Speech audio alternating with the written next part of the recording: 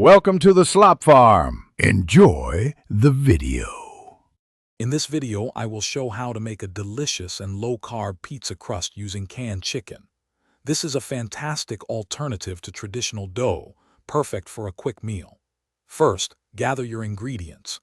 You'll need 2 cans of well-drained canned chicken, 1 large egg, and about a half cup of shredded cheese.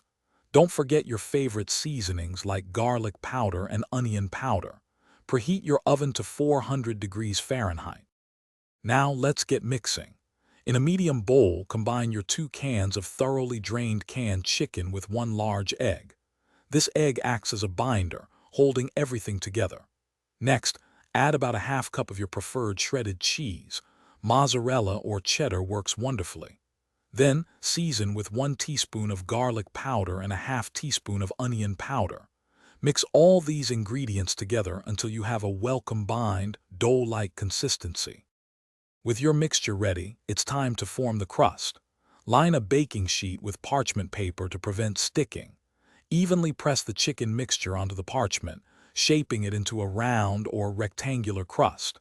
Aim for a thickness of about 1/4 to 1/2 inch. Now, bake this crust in your preheated oven for 15 to 20 minutes. You want it to be golden brown and firm, with slightly crispy edges.